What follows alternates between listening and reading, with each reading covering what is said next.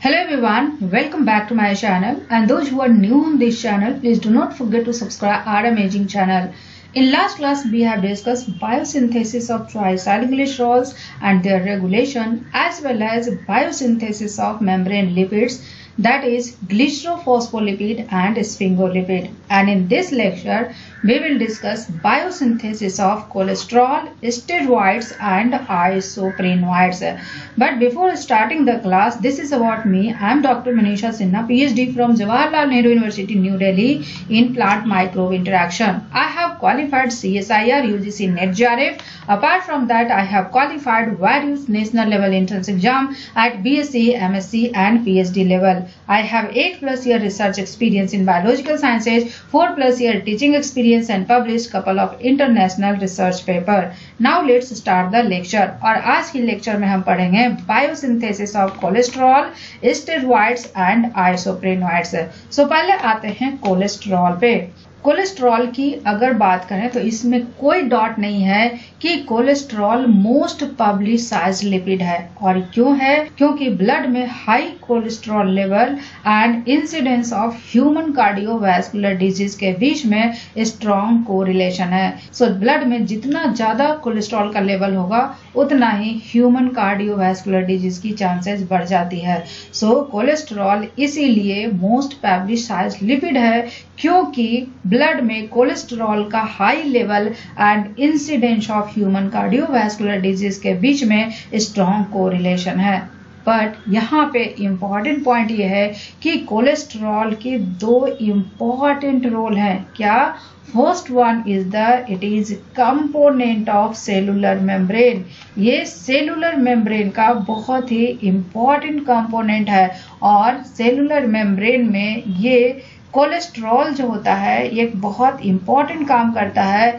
और क्या करता है? ये मेम्ब्रेन की फ्लूइडिटी को मेंटेन करता है। सो कोलेस्ट्रॉल सेलुलर मेम्ब्रेन में क्या काम करता है? मेम्ब्रेन की फ्लूइडिटी को मेंटेन करता है। और कोलेस्ट्रॉल सिर्फ और सिर्फ यूकैरियोटिक मेम्ब्रेन्स में होते हैं, जबकि प्रोकैरियोटिक मेम्ब्रेन्स में कोलेस्ट्रॉल नहीं प्रेजेंट होते हैं। सेकेंड इंपॉर्टेंट फंक्शन क्या है कोलेस्ट्रॉल का? It is precursor of steroid hormones and वाइल्ड सेल्स। क्या है? It is precursor of steroid hormones and वाइल्ड एसिड्स। ये स्टेरॉइड हार्मोन्स एंड वाइल्ड एसिड्स का इंपॉर्टेंट प्रिकर्सर है। मीन्स कोलेस्ट्रॉल से ही स्टेरॉइड हार्मोन्स बनते हैं एंड वाइल्ड एसिड्स बनते हैं। नेक्स्ट इंपॉर्टेंट पॉइंट की अगर बात करें तो एनिमल्स में इंक्लूडिंग ह्यूमंस कोलेस्ट्रॉल एक इसेंशियल मॉलिक्यूल है। क्या है? कोलेस्ट्रॉल एक इसेंशियल मॉलिक्यूल है। किसमें? सारे एनिमल्स में एंड इंक्लूडिंग ह्यूमंस। दूसरी बात क्या है कि इसको डाइट में लेने की जरूरत नहीं है। क्यों नहीं लेने की जरूरत है? क्योंकि एनिमल्स के सेल्स में कोलेस्ट्रॉल की सिंथेसिस होती है। Means all cells, means in animals all cells synthesise cholesterol. सारे एनिमल्स के सेल्स में कोलेस्ट्रॉल की सिंथेसिस होती है। अब सवाल यह है कि ये कोलेस्ट्रॉल की सिंथेसिस किस चीज से होती है? कोलेस्ट्रॉल की अगर सिंथेसिस की बात करें तो ये बहुत ही सिंपल प्रिकर्सर से होता है and that is acetate. Acetate क्या करता है? कोलेस्ट्रॉल की सिंथेसिस करता है। दूसरी खास बात, this is the structure of cholesterol. Cholesterol के स्ट्रक्चर की अगर बात करें तो इनकी कैरेक्टरिस्टिक फीचर होती है स्टेरॉइड न्यूक्लियस। स्टेरॉइड न्यूक्लियस सिर्फ और सिर्फ कोलेस्ट्रॉल में होता है, अदर किसी भी बायोमैक्रोमोलिक्यूल्स में नहीं होते हैं। सो स्टेरॉइड न्यूक्लियस क्या है? स्टेरॉइड न्यूक्लियस की अगर बात करें तो it is made up of 4 fused ring. कितने रिंग का बना होता है? 4 फ्यूज्ड रिंग का बना होता है। This is A, B, C and D. It is 4 fused ring. और आउट ऑफ 4 फ्यूज्ड रिंग में से 3 रिंग जो होते हैं उसमें 6 मेंबर्ड एटम होते हैं, जबकि 1 रिंग जो होते हैं वो 5 मेंबर्ड रिंग होते हैं। सो जो 6 मेंबर्ड रिंग है that is A, B and C, 5 membered ring है दैट इज D, और D रिंग के 17 नंबर कार्बन पे लॉन्ग हाइड्रोकार्बन चेन प्रेजेंट होता है। क्या होता है? 17 नंबर कार्बन पे लॉन्ग हाइड्रोकार्बन चेन प्रेजेंट होते हैं। और कोलेस्टेरॉल में total number of carbon atoms की अगर बात करें तो इट इज 27 कार्बन कंपाउंड। ये कितने कार्बन का होता है? ये 27 कार्बन का होता है। दूसरी खास बात, कोलेस्ट्रॉल के 3 नंबर कार्बन पे OH ग्रुप अटैच होता है। क्या होता है? कोलेस्ट्रॉल के 3 नंबर कार्बन पे OH ग्रुप अटैच होता है। जबकि यहाँ पे एक और चीज बनता है कोलेस्ट्रॉल से, दैट इज कोलेस्टेराइल ईस्टर। कोलेस्टेराइल ईस्टर और कोलेस्ट्रॉल के स्ट्रक्चर सेम होती है, सिर्फ और सिर्फ एक चीज का डिफरेंस होता है, यहाँ पे OH की जगह एसाइल ग्रुप होता है। क्या होता है? OH की जगह एसाइल ग्रुप होता है। सो OH की जगह अगर एसाइल ग्रुप होगा तो उसको कोलेस्टेराइल ईस्टर बोलते हैं, लेकिन अगर OH होगा तो उसको कोलेस्टेरॉल बोलते हैं। दूसरी खास बात, कोलेस्ट्रॉल की जब बायोसिंथेसिस होती है तो एक इंटरमीडिएट बनता है। उस इंटरमीडिएट को बोलते हैं आइसोप्रीन यूनिट। आइसोप्रीन यूनिट एक इसेंशियल इंटरमीडिएट है in the cholesterol biosynthesis pathway. Isoprene unit की अगर बात करें तो इसका स्ट्रक्चर कुछ इस तरह से होता है। This is the structure of isoprene unit. Isoprene unit की अगर बात करें तो इट इज 5 कार्बन कंपाउंड। ये 5 कार्बन का कंपाउंड होता है और इसकी खास बात यह है कोलेस्ट्रॉल तो बनाता ही बनाता है, इसके अलावा अदर नेचुरल लिपिड्स भी बनाता है। So it is precursor of many other natural lipids. Now coming to cholesterol biosynthesis. So cholesterol की अगर बात करें तो it is long chain fatty acid जो कि एसिटाइल को इंजाइम से बनता है, बट इनकी जो असेंबली प्लान होती है वो डिफरेंट होती है from the biosynthesis of long chain saturated fatty acids as well as long chain unsaturated fatty acids। और इनकी जो सिंथेसिस होती है टोटल 4 स्टेप्स में कंप्लीट होती है। कितने स्टेप्स में कंप्लीट होती है? 4 स्टेप्स में कंप्लीट होती है। फर्स्ट स्टेप की अगर बात करें तो 3 एसीटेट मॉलिक्यूल कंडेंस होके क्या बनाते हैं? मीवालोनेट। एसीटेट मॉलिक्यूल की अगर बात करें तो इट इज 2 कार्बन कंपाउंड। मीवालोनेट की अगर बात करें तो it is the 6 carbon compound. तो 3 एसीटेट मॉलिक्यूल कंडेंस करता है आपस में, तो वो क्या बनाता है? मीवालोनेट, जो कि 6 कार्बन का कंपाउंड है। अब इस मीवालोनेट का क्या होगा? मीवालोनेट क्या बनाता है? Activated isoprene unit. So the second step is conversion of mevalonate to activated isoprene unit. और इस एक्टिवेटेड आइसोप्रीन यूनिट की बहुत खास इंपॉर्टेंस है in the synthesis of cholesterol. अब ये जो एक्टिवेटेड आइसोप्रीन यूनिट है, 6 activated isoprene unit, 6 activated isoprene unit polymerise होता है और पॉलीमराइजेशन के बाद बनाता है स्क्वालिन। क्या बनाता है? स्क्वालिन। जो एक्टिवेटेड आइसोप्रीन यूनिट है इट इज 5 कार्बन कंपाउंड। सो जब 6 molecule activated isoprene molecule condense होता है तो वो बनाता है क्या? स्क्वालिन। आइसोप्रीन जो है वो 5 कार्बन कंपाउंड है और टोटल 6 आइसोप्रीन यूनिट पॉलीमराइज होता है, means 6 into 5 equal to 30 carbon है। स्क्वालिन जो है 30 कार्बन लीनियर सीक्वेंस है, क्योंकि ये एक्टिवेटेड आइसोप्रीन के पॉलीमराइजेशन से बनता है। अब इस स्क्वालिन का this is linear sequence, but इसको इस तरह से रिप्रेजेंट किया गया है कि साइक्लाइजेशन को हम ऑब्जर्व कर सकते हैं। सो इस स्क्वालिन में जो कि लीनियर सीक्वेंस है, इसमें साइक्लाइजेशन होता है एंड अदर मॉडिफिकेशंस होते हैं, for example oxidation and removal और माइग्रेशन ऑफ मिथाइल ग्रुप। तो ये क्या बनाता है? कोलेस्ट्रॉल। साइक्लाइजेशन से क्या बनाता है? स्टेरॉइड न्यूक्लियस, जो कि 4 फ्यूज्ड रिंग स्ट्रक्चर है and out of 4 ring structure 3 is 6 member ring and 1 is 5 member ring. So this is the main steps for the synthesis of cholesterol.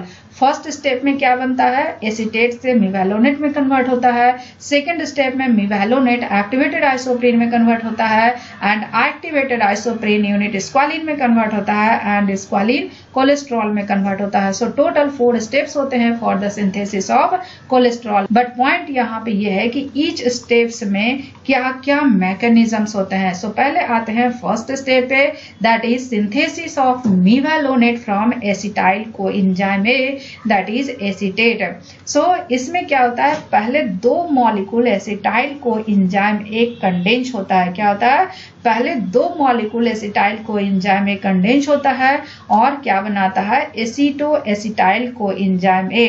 और इस रिएक्शन को जो एंजाइम कैटलाइज करता है that is थियोलेज। और जब 2 acetyl coenzyme ए का कंडेंसेशन होता है तो एक molecule of coenzyme A release होता है एंड ये एक मॉलिक्यूल कोएंजाइम में एसीटो एसिटाइल कोएंजाइम ए के साथ अटैच रहता है। सो 2 molecule acetyl coenzyme A condense होकर क्या बनाता है, एसीटो एसिटाइल कोएंजाइम ए।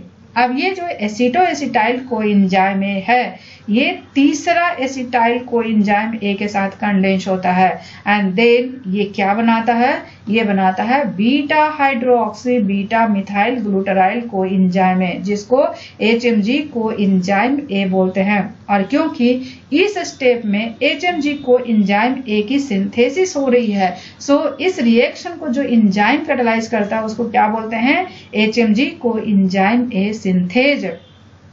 अब यहाँ पे इम्पोर्टेंट पॉइंट ये है कि जो HMG कोएंजाइम है इसमें ये कीटोन ग्रुप है। सो इस HMG कोएंजाइम ए का नेक्स्ट स्टेप में क्या होगा, रिडक्शन। और जब HMG कोएंजाइम ए का रिडक्शन होगा तो ये किस चीज में कन्वर्ट होगा, मिवेलोनेट में कन्वर्ट होगा। और इसमें क्या चेंजेस हुआ, बाकी तो सब सेम है, बस सिर्फ इस कंपोनेंट का रिडक्शन हुआ है और कोएंजाइम ए मॉलिक्यूल रिलीज हुआ है तो ये CH2OH में कन्वर्ट हो गया है। दूसरी खास बात, HMG कोएंजाइम ए के रिडक्शन में एक मॉलिक्यूल HMG कोएंजाइम ए के रिडक्शन में 2 मॉलिक्यूल NADPH की रिक्वायरमेंट होती है। दूसरी खास बात, क्योंकि इस रिएक्शन में HMG कोएंजाइम ए का रिडक्शन हो रहा है इसलिए इस रिएक्शन को जो एंजाइम कैटलाइज करता है that is HMG coenzyme A reductase. So acetyl coenzyme ए से मिवेलोनेट कैसे बनता है, पहले 2 molecule acetyl coenzyme A condense होता है और वो एसीटो एसिटाइल कोएंजाइम ए बनाता है। एसीटो एसिटाइल कोएंजाइम ए तीसरे मॉलिक्यूल एसिटाइल कोएंजाइम ए के साथ कंडेंस करता है और HMG कोएंजाइम ए बनाता है। और HMG कोएंजाइम ए का रिडक्शन होता है तो क्या बनता है, मिवेलोनेट बनता है। अब यहाँ पे इम्पोर्टेंट पॉइंट है HMG कोएंजाइम सिंथेज के बारे में and HMG coenzyme A reductase के बारे में। HMG कोएंजाइम सिंथेज की अगर बात करें तो इनके 2 आइसोफॉर्म्स होते हैं, एक तो साइटोसोलिक और दूसरा माइटोकॉन्ड्रियल। क्योंकि लिपिड बायोसिंथेसिस साइटोसोल में होता है तो यहाँ पे जो एंजाइम काम करता है कोलेस्ट्रॉल की सिंथेसिस में वो साइटोसोलिक HMG कोएंजाइम ए सिंथेज होता है, जबकि माइटोकॉन्ड्रियल HMG कोएंजाइम ए सिंथेज जो होता है ये कीटोन बॉडीज के फॉर्मेशन में इन्वॉल्व होता है। किसमें इन्वॉल्व होता है, कीटोन बॉडीज के फॉर्मेशन में इन्वॉल्व होता है। दूसरी खास बात, HMG coenzyme A reductase. HMG coenzyme A reductase की खास बात यह है कि इस एंजाइम के थ्रू जो रिएक्शन कैटलाइज होता है that is committed and rate limiting step. ये क्या है, it is committed and rate limiting step होता है, committed and rate limiting step. दूसरी खास बात, ये जो एंजाइम है HMG कोएंजाइम ए को मिवेलोनेट में कन्वर्ट करने के लिए 2 मॉलिक्यूल NADPH को यूज करता है। मीन्स यहाँ पे NADPH is the electron donor. तीसरी खास बात, HMG कोएंजाइम ए का लोकेशन की अगर बात करें तो it is integral membrane protein. क्या है, it is integral membrane protein. कहाँ का, it is integral membrane protein. कहाँ का integral membrane protein, smooth endoplasmic reticulum. So HMG coenzyme A reductase is integral membrane protein of smooth endoplasmic reticulum. And जो most important point है, it is the major point of regulation for cholesterol biosynthesis. So cholesterol biosynthesis के pathway में जिस step पे regulation होता है cholesterol biosynthesis का, it is the HMG coenzyme A reductase. So it is the major point of regulation for cholesterol biosynthesis. Cholesterol biosynthesis में HMG को enzyme A reductase से जो रिएक्शन कैटालाइज होता है, उसी रिएक्शन को हम रेगुलेट करते हैं और रेगुलेशन के मैकेनिज्म को हम आगे देखने वाले हैं। So this is the formation of mevalonate from acetyl coenzyme A. और जब एक बार मीवैलोनेट बनेगा तो मीवैलोनेट से आगे क्या होगा, मीवैलोनेट से एक्टिवेटेड आइसोप्रीन यूनिट बनेंगे। So next step is conversion of mevalonate to activated isoprene unit। अब ये कैसे होता है?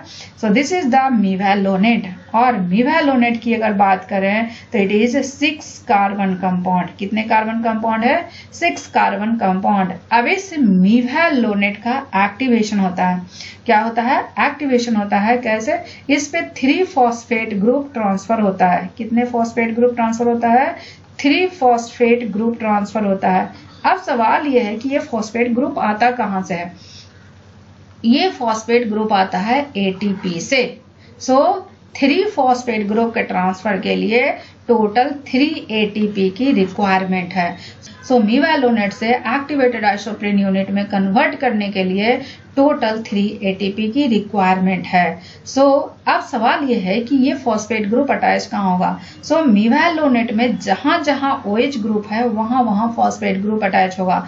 सो एक OH ग्रुप यहाँ पे है, एक OH ग्रुप यहाँ पे है। सो बट ये 2 ही OH ग्रुप है, बट हमें 3 फॉस्फेट ग्रुप का अटैचमेंट करना। सो 2 फॉस्फेट ग्रुप का अटैचमेंट यहाँ होगा, एक फॉस्फेट ग्रुप का अटैचमेंट यहाँ पे होगा। सो फर्स्ट फॉस्फेट ग्रुप का जब अटैचमेंट होता है मीवैलोनेट में, देन इट फॉर्म्स 5 फॉस्फोमीवैलोनेट। 5 पोजीशन पे फॉस्फेट ग्रुप का अटैचमेंट होता है। नेक्स्ट फॉस्फेट ग्रुप का जो अटैचमेंट होगा वो इसी पे अटैच होगा and that is 5 pyrophosphomevalonate. And next phosphate group का जो अटैचमेंट होगा वो 3 नंबर पे होगा, देन 3 फॉस्फो 5 पायरोफॉस्फोमीवैलोनेट। तो ये क्या बनाएगा? 3 फॉस्फो 5 पायरोफॉस्फोमीवैलोनेट। अब नेक्स्ट स्टेप में क्या होगा कि ये फॉस्फेट और इसके नियर बाई जो कार्बोक्सिल ग्रुप है वो रिलीज होगा। क्या होगा?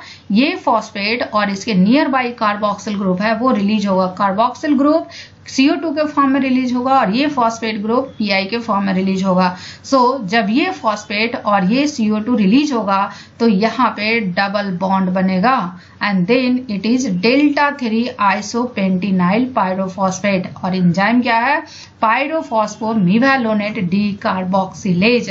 सो this is first activated isoprene unit. अब इस डेल्टा 3 आइसोपेंटिनाइल पायरोफॉस्फेट के आइसोमेराइजेशन से दूसरा एक्टिवेटेड आइसोप्रीन यूनिट बनते हैं, that is dimethyl allyl pyrophosphate. So this is the 2 activated isoprene unit in the pathway of cholesterol biosynthesis. So cholesterol biosynthesis pathway में 2 activated isoprene unit बनते हैं और वो कौन कौन है? First one is the delta 3 isopentenyl pyrophosphate and second one is dimethyl allyl pyrophosphate। अब ये जो 2 activated isoprene unit हैं ये क्या बनाते हैं? Squalane. So next step is formation of squalane. Squalane में क्या होता है? एक मॉलिक्यूल डाईमिथाइल पायरोफॉस्फेट एंड एक मॉलिक्यूल डेल्टा 3 आइसोपेंटिनाइल पायरोफॉस्फेट, और ये दोनों के दोनों क्या है? एक्टिवेटेड आइसोप्रीन यूनिट है। इन दोनों में हेड टू टेल कंडेंसेशन होता है। अब सवाल यहाँ पे यह है कि हेड कौन है और टेल कौन है? सो हेड की अगर बात करें तो हेड वह इंड है जिस पे फॉस्फेट ग्रुप का अटैचमेंट होता है। So this is the head and this is the tail. So head to tail attachment होता है, इसका हेड और इसके टेल से अटैच होगा तो ये क्या बनाएगा? जीरानील पायरोफॉस्फेट। और इस रिएक्शन को जो एंजाइम कैटालाइज करता है दैट इज प्रीनाइल ट्रांसफरेज। अब ये जीरानिल पायरोफॉस्फेट में कितने हैं, 2 एक्टिवेटेड आइसोप्रीन यूनिट यूज हो गए, एक तो डाइमिथाइल एलाइल पायरोफॉस्फेट और दूसरा डेल्टा 3 आइसोपेंटिनाइल पायरोफॉस्फेट।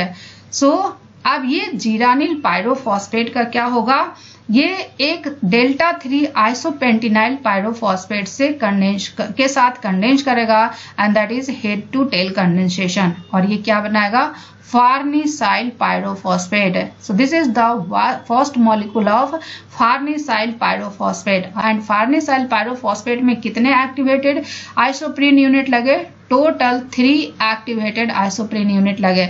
सिमिलरली एक मॉलिक्यूल और बनेगा फार्नेसाइल पायरोफॉस्फेट, क्या बनेगा, फार्नेसाइल pyrophosphate.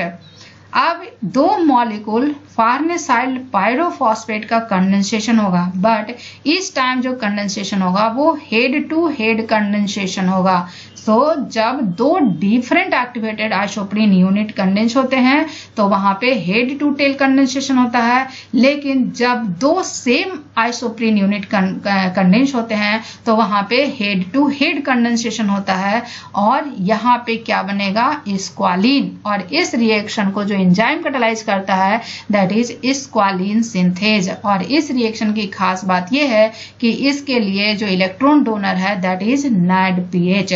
So this is the formation of squalane. Squalane कैसे बना, स्क्वालिन बना 6 मॉलिक्यूल एक्टिवेटेड आइसोप्रीन यूनिट से। सो 6 मॉलिक्यूल एक्टिवेटेड आइसोप्रीन यूनिट क्या बनाता है, स्क्वालिन। अब यहाँ पे कुछ इंपॉर्टेंट पॉइंट्स हैं, जैसे जीरानिल, फार्नेसिल, स्क्वालिन, और ये जो नाम आए हैं उन सोर्स से आए हैं जिस सोर्स से फर्स्ट टाइम ये आइडेंटिफाई हुए थे। सो फर्स्ट पॉइंट की अगर बात करें तो इट इज जीरानिओल। जीरानिओल की अगर बात करें तो it is component of rose oil. It is a component of rose oil. Rose oil का ये कंपोनेंट है और इसमें जीरानियम की एरोमा होती है। It has aroma of geranium. इसमें जीरानियम की एरोमा होती है। जो दूसरा टर्म है दैट इज फार्नेसोल। क्या है, फार्नेसोल। फार्नेसोल की अगर बात करें तो इट इज एरोमेटिक कंपाउंड। ये क्या है, ये एरोमेटिक कंपाउंड है and it is found in flowers of farnese acacia tree. ये किस में होते हैं, फार्नेसी एकेशिया ट्री में होते हैं। फार्नेसी एकेशिया ट्री के फ्लावर में होते हैं। दूसरी खास बात, बहुत सारे नेचुरल सेंट जो प्लांट ऑरिजिन से सिंथेसाइज होते हैं वो आइसोप्रीन यूनिट से ही बनते हैं। क्या होते हैं, बहुत सारे प्लांट ऑरिजिन से जो नेचुरल सेंट बनते हैं वो आइसोप्रीन यूनिट से सिंथेसाइज होते हैं। जो थर्ड टर्म है दैट इज स्क्वालिन। स्क्वालिन की अगर बात करें तो ये फर्स्ट टाइम आइसोलेटेड हुआ था सार्क्स के लीवर से। किससे आइसोलेटेड हुआ था, सार्क्स के लीवर से। और सार्क की अगर जीनस की बात करें तो इट इज स्क्वालस। स्क्वालस की वजह से ही इसका नाम पड़ा स्क्वालिन। स्क्वालिन की खास बात ये थी कि जब ये सार्क लीवर से आइसोलेट हुआ तो ये 30 कार्बन का कंपाउंड था, जिसमें 24 कार्बन मेन चेन में थे and 6 carbon methyl group branches बनाए थे। So this is the extra points about these things. So ultimately क्या बना, 6 activated isoprene unit से क्या बना, स्क्वालिन। अब ये स्क्वालिन से क्या बनेगा, स्क्वालिन से 4 फ्यूज्ड रिंग स्टेरॉइड न्यूक्लियस बनेंगे and that is through cyclisation. अब वो कैसे बनेगा, स्क्वालिन पे स्क्वालिन मोनोऑक्सीजनेज का एक्शन होगा, और जब स्क्वालिन मोनोऑक्सीजनेज का एक्शन होता है तो ये मॉलिक्यूलर ऑक्सीजन से एक ऑक्सीजन इसमें इंट्रोड्यूस करता है। मॉलिक्यूलर ऑक्सीजन में कितने ऑक्सीजन एटम है, 2 ऑक्सीजन एटम है। एक ऑक्सीजन एटम इसमें इंट्रोड्यूस हो गया तो बाकी बचा एक ऑक्सीजन। इसका क्या होगा, इस ऑक्सीजन एटम को रिड्यूस कर देता है वाटर के फॉर्म में, और रिडक्शन के लिए जो इलेक्ट्रॉन डोनर होता है दैट इज NADPH। स्क्वालिन मोनोऑक्सीजनेज क्या करता है, एक ऑक्सीजन एटम इंट्रोड्यूस करता है और ये क्या बनाता है, स्क्वालिन 2,3 इपोऑक्साइड। और ये स्क्वालिन 2,3 इपोऑक्साइड से क्या बनाता है, स्टिग्मास्टेरॉल कोलेस्ट्रॉल एंड अर्गोस्टेरॉल। अगर प्लांट्स में बनते हैं तो उस दैट इज स्टिग्मास्टेरॉल, एनिमल्स में बनते हैं that is cholesterol and fungi में ergosterol. So cholesterol is the characteristic feature of animals. Cholesterol किस में होते हैं? एनिमल्स में होते हैं। But stigmasterol is characteristic feature of plants and ergosterol is characteristic feature of fungi। अब पॉइंट ये है कि 1 मॉलिक्यूल स्क्वालिन बनाने में कितने एटीपी का खर्च होता है। Means acetyl co enzyme A से 1 मॉलिक्यूल स्क्वालिन बनाने में कितने एटीपी का खर्च होता है। और एटीपी की अगर बात करें तो एटीपी सिर्फ और सिर्फ एक जगह खर्च होता है। कहाँ पे खर्च होता है? जब मीवालोनेट से एक्टिवेटेड आइसोप्रीन यूनिट बनाते हैं। मीवालोनेट से एक्टिवेटेड आइसोप्रीन यूनिट बनाते हैं। मीवालोनेट से एक्टिवेटेड आइसोप्रीन यूनिट बनाते हैं तो टोटल 3 एटीपी मॉलिक्यूल का खर्च होता है। मीन्स एक मॉलिक्यूल एक्टिवेटेड आइसोप्रीन यूनिट बनाने में 3 मॉलिक्यूल एटीपी का खर्च होता है। लेकिन एक स्क्वालिन बनाने के लिए टोटल 6 एक्टिवेटेड आइसोप्रीन यूनिट चाहिए। 6 एक्टिवेटेड आइसोप्रीन यूनिट बनाने के लिए कितना खर्च होगा? Total 18 ATP molecule. एक स्क्वालिन मॉलिक्यूल बनाने में टोटल 18 एटीपी का खर्च होता है। कोलेस्ट्रॉल की जो बायोसिंथेसिस है वो एनर्जी एक्सपेंसिव प्रोसेस है। क्या है? It is energy expensive process. और क्योंकि ये एनर्जी एक्सपेंसिव प्रोसेस है इसलिए इस प्रोसेस का रेगुलेशन बहुत ही इंपॉर्टेंट है। कोलेस्ट्रॉल की बायोसिंथेसिस का रेगुलेटरी मैकेनिज्म क्या है? कोलेस्ट्रॉल की बायोसिंथेसिस की रेगुलेशन की अगर बात करें तो मैमल्स के केस में कोलेस्ट्रॉल की बायोसिंथेसिस का रेगुलेशन 2 तरीके से होता है। और ये 2 तरीके कौन कौन है? First one is the intracellular cholesterol concentration. क्या है? First one is the intracellular cholesterol concentration. Cell की कोलेस्ट्रॉल कंसंट्रेशन क्या है? वो भी कोलेस्ट्रॉल की बायोसिंथेसिस को रेगुलेट करता है। एंड दूसरा हार्मोनल रेगुलेशन। पहले आते हैं इंट्रासेलुलर कोलेस्ट्रॉल कंसंट्रेशन पे। सेल का कोलेस्ट्रॉल कंसंट्रेशन किस तरह से कोलेस्ट्रॉल बायोसिंथेसिस को रेगुलेट करता है। सेल की कोलेस्ट्रॉल कंसंट्रेशन सेल कोलेस्ट्रॉल के बायोसिंथेसिस को रेगुलेट करने के लिए एक बहुत ही इंपॉर्टेंट एंजाइम है and that is HMG coenzyme A reductase. HMG coenzyme A reductase is the major site of regulation of cholesterol biosynthesis। HMG coenzyme A reductase को जो जीन इनकोड करता है इनका ट्रांसक्रिप्शनल रेगुलेशन होता है और इसका ट्रांसक्रिप्शनल रेगुलेशन के लिए काफी एलिगेंट सिस्टम बनाया गया है। HMG कोएंजाइम A रिडक्टेज का जो जीन है इसके रेगुलेशन जो होता है ट्रांसक्रिप्शन रेगुलेशन होता है एंड इसके लिए काफी एलिगेंट सिस्टम बनाया गया और इसके लिए काफी एलिगेंट सिस्टम बनाया गया है। अब सवाल ये है कि ये होता कैसे है। HMG कोएंजाइम A रिडक्टेज का जो जीन है और इसके अलावा मोर देन 20 अदर जीन्स जो कि कोलेस्ट्रॉल के अपटेक और सिंथेसिस में इन्वॉल्व हैं वो कंट्रोल होता है एक स्मॉल फैमिली ऑफ प्रोटीन से। किससे? HMG कोएंजाइम A रिडक्टेज का जीन और इसके अलावा 20 मोर जीन्स जो कि इन्वॉल्व होते हैं कोलेस्ट्रॉल के अपटेक में एंड कोलेस्ट्रॉल की सिंथेसिस में। ये जो इनका जो ट्रांसक्रिप्शनल रेगुलेशन है ये एक स्मॉल फैमिली ऑफ प्रोटीन से रेगुलेट होता है and that small family of protein is SREBPs। SREBPs क्या होते हैं? Steroid regulatory element binding protein. इसको क्या बोलते हैं? Steroid regulatory element binding protein. इसको क्या बोलते हैं? Steroid regulatory element binding protein. अब इस steroid regulatory element binding protein की खास बात यह है कि जब ये प्रोटीन न्यूली सिंथेसाइज्ड होता है तो ये इंडोप्लाज्मिक रेटिकुलम में इम्बेडेड होता है। क्या होता है? ये इंडोप्लाज्मिक रेटिकुलम में इम्बेडेड होता है।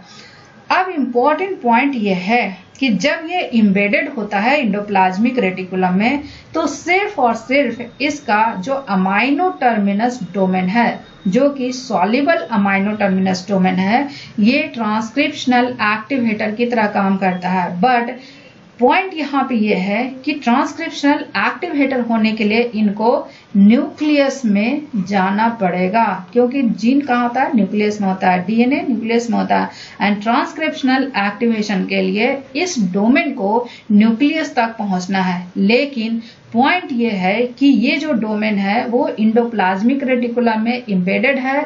और यहाँ पे एक और इम्पॉर्टेंट पॉइंट है कि इसके साथ एक और प्रोटीन अटैच है, दैट इज एस्कैप। और ये एस्कैप क्या है? SREBP cleavage activator protein. ये क्या करता है? SREBP के साथ कॉम्प्लेक्स बनाता है और इसको इंडोप्लाज्मिक रेटिकुलम में इम्बेडेड रखता है। एस्कैप का काम क्या है? ये कोलेस्टेरॉल से बाइंड करता है। किससे बाइंड करता है? कोलेस्टेरॉल से बाइंड करता है, इसीलिए इसको कोलेस्टेरॉल सेंसर प्रोटीन भी बोलते हैं। सो सेल्स में जब स्टेरॉल ज्यादा होता है तो स्टेरॉल क्या करेगा? एस्कैप से बाइंड करेगा और SREBP के रिलीज को प्रिवेंट करेगा। लेकिन जब सेल्स में स्टेरॉल का लेवल डिक्लाइन होने लगेगा तो उस टाइम क्या होगा? एस्कैप में कन्फर्मेशनल चेंजेस होती है और ये मूव करता है कहाँ पे? गोल्गी कॉम्प्लेक्स में। और गोल्गी कॉम्प्लेक्स में जब मूव करता है तो इसमें प्रोटियोलाइटिक क्लीवेज होता है दो जगह, एक यहाँ पे होता है और एक यहाँ पे होता है। लेकिन जैसे ही सेकेंड प्रोटियोलाइटिक क्लीवेज होता है ये रिलीज हो जाता है साइटोसोल में एंड ये फाइनली न्यूक्लियस में इंटर करता है और वहां जाके ट्रांसक्रिप्शनल रेगुलेशन परफॉर्म करता है। So this is the elegant mechanism of the regulation of cholesterol synthesis by SREBP activation। जो दूसरा मैकेनिज्म है दैट इज हार्मोनल रेगुलेशन। क्या है? दूसरा मैकेनिज्म जो है that is hormonal regulation. Hormonal regulation किस तरह से होता है? Hormonal regulation is mediated by covalent modification. किसका? Covalent modification. किसका covalent modification? HMG coenzyme A reductase. Hormonal regulation कैसा होता है? Covalent modification of HMG coenzyme A reductase. और ये दो तरह से होता है। First one is the phosphorylation and second one is the dephosphorylation. दो तरीके से होता है, फॉस्फोराइलेशन एंड डीफॉस्फोराइलेशन। फॉस्फोराइलेशन अगर होता है तो HMG को एंजाइम ए रिडक्टेज इनएक्टिव हो जाता है, लेकिन अगर डीफॉस्फोराइलेशन होता है तो HMG को एंजाइम ए रिडक्टेज एक्टिव होता है। अब यहाँ पे दो हार्मोन है, एक तो इंसुलिन और दूसरा ग्लूकागॉन। इंसुलिन क्या करता है? डीफॉस्फोराइलेशन को प्रमोट करता है। इंसुलिन क्या करता है? डीफॉस्फोराइलेशन को प्रमोट करता है। और जब डीफॉस्फोराइलेशन हो जाएगा HMG कोएंजाइम ए का तो वो क्या करेगा? कोलेस्ट्रॉल सिंथेसिस को प्रमोट करेगा। लेकिन अगर ग्लूकागॉन की अगर बात करें तो ये फॉस्फोराइलेशन को प्रमोट करता है और जब HMG को एंजाइम ए का फॉस्फोराइलेशन हो जाएगा तो वो कोलेस्ट्रॉल की बायोसिंथेसिस को इनहिबिट करेगा। This is the symbol of inhibition and this is the symbol of activation. Next important point एक और चीज है, जब सेल्स में कोलेस्ट्रॉल का अमाउंट ज्यादा होगा तो कोलेस्ट्रॉल का जब अमाउंट ज्यादा होगा तो वो दो तरह डाइवर्ट होगा। एक तो एक कैट की एक्टिविटी बढ़ेगी और वो कोलेस्ट्रॉल ईस्टर की सिंथेसिस करेगा। एक कैट क्या है? जब कोलेस्ट्रॉल से कोलेस्टेराइल ईस्टर बनता है तो इस रिएक्शन को जो एंजाइम कैटालाइज करता है that is acyl coenzyme A cholesterol acyl transferase that is ACAT. और कोलेस्टेरॉल से कोलेस्टेराइल ईस्टर बनता है तो क्या होता है? ये जो OH ग्रुप है थर्ड कार्बन पे, यहाँ पे फैटी एसाइल ग्रुप का अटैचमेंट होता है। सो कोलेस्ट्रॉल एंड कोलेस्टेराइल ईस्टर में सिर्फ एक डिफरेंस है and that is at the carbon number 3।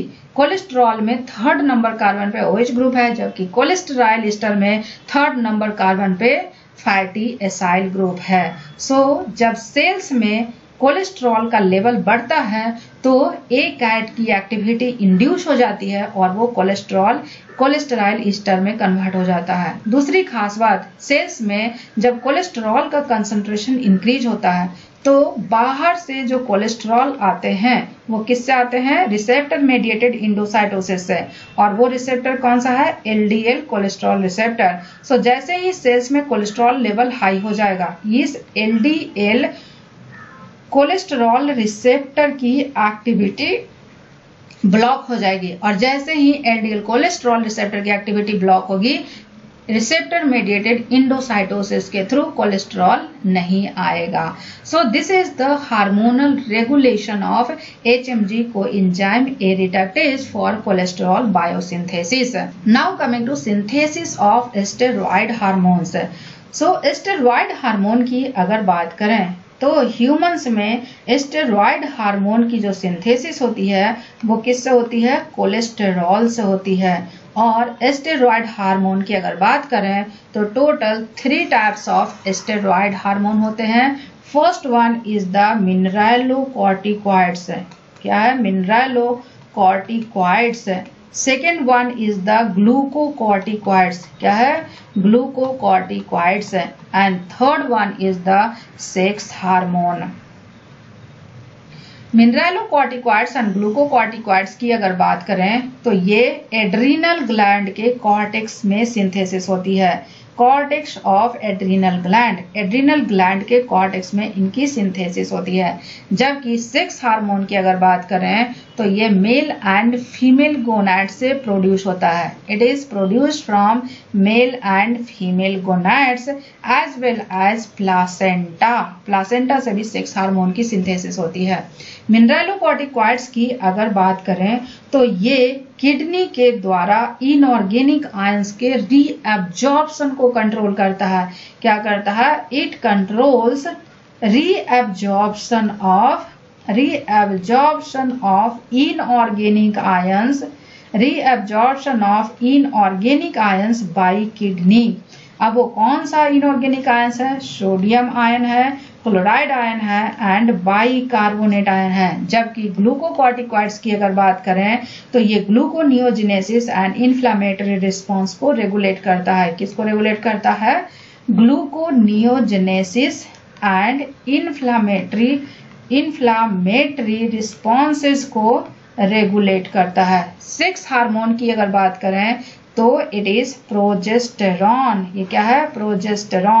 Progesterone की अगर बात करें तो ये फीमेल रिप्रोडक्टिव साइकिल को रेगुलेट करता है। जो दूसरा हार्मोन है दैट इज एंड्रोजेंस की अगर बात करें तो इसको टेस्टोस्टेरॉन भी बोलते हैं। क्या बोलते हैं? टेस्टोस्टेरॉन बोलते हैं।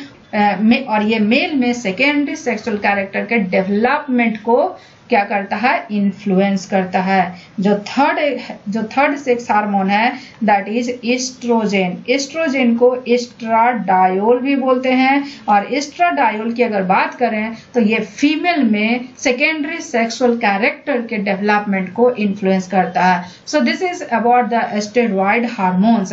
और स्टेरॉयड हार्मोन की खास बात यह है कि ये बहुत ही लो कंसंट्रेशन पे इफेक्टिव होता है, इसलिए इनकी जो सिंथेसिस होती है वो बहुत ही स्मॉल अमाउंट में होती है। अब सवाल यह है कि इनकी सिंथेसिस कैसे होती है? स्टेरॉयड हार्मोन की सिंथेसिस कैसे होती है? कोलेस्टेरॉल से। और कोलेस्टेरॉल से स्टेरॉयड हार्मोन को बनाने के लिए इस चेन को बाहर करना पड़ेगा, इस चेन को हटाना पड़ेगा। अब ये कैसे हटेगा? इस कार्बन नंबर 20 और कार्बन नंबर 22 पे हाइड्रोक्सिलेशन होगा, और ये जो हाइड्रोक्सिलेशन करता है ये मिक्स्ड फंक्शन ऑक्सीडेज करता है, और इसके लिए ये 3 चीजें यूज करता है। पहला NADPH, दूसरा मॉलिक्यूलर ऑक्सीजन एंड तीसरा cytochrome P450। So mixed function oxidase क्या करता है? कोलेस्ट्रॉल के 20 नंबर कार्बन पे एंड 22 नंबर कार्बन पे क्या करता है? हाइड्रोक्सिलेशन करता है। अब जब यहाँ पे हाइड्रोक्सिलेशन होगा दो एडजेसेंट कार्बन के बीच में, तो इनकी यहाँ से क्लीवेज होगी, और जब क्लीवेज होगा तो ये क्या बनाएगा, प्रेग्निनोलोन। और इस रिएक्शन को जो एंजाइम कैटालाइज करता है दैट इज डेस्मोलेज, और इनके लिए एक मॉलिक्यूल NADPH की रिक्वायरमेंट होती है, और ये जो बाहर निकला इसको बोलते हैं आइसोकैप्रोल्डिहाइड। एंड ये जो प्रेग्नेनोलोन है it is the precursor for steroid hormones. ये क्या है, it is precursor for steroid hormones, it is precursor of steroid hormones. So this is all about synthesis of steroid hormones. Now coming to synthesis of isoprenoids. Isoprenoids की अगर बात करें तो isoprenoids एक चीज से बनता है, that is isopentenyl pyrophosphate। किससे बनता है, isopentenyl pyrophosphate। और आइसोपेंटिनाइल पायरोफॉस्फेट की अगर बात करें तो it is one of the intermediate in cholesterol biosynthesis. ये क्या है, एक इंटरमीडिएट है किसका, कोलेस्टेरॉल बायोसिंथेसिस का। और ये आइसोपेंटिनाइल पायरोफॉस्फेट क्या है, इट इज एक्टिवेटेड आइसोप्रीन। और ये सिर्फ कोलेस्ट्रॉल की बायोसिंथेसिस में इन्वॉल्व नहीं होता है, बल्कि ये बहुत सारे बायोमॉलिक्यूल्स के लिए प्रिकर्सर का काम करता है। और वो कौन कौन से हैं, first one is the vitamin A, vitamin के एंड विटामिन ई, ए, के and E. Second one is the बहुत सारे ये प्लांट पिगमेंट्स भी बनते हैं। प्लांट पिगमेंट्स की अगर बात करें तो it is carotene, phytol chain of chlorophyll. Phytol chain of chlorophyll जो बनता है वो आइसोपेंटिनाइल पायरोफॉस्फेट से बनता है। किससे बनता है, आइसोपेंटिनाइल पायरोफॉस्फेट से बनता है।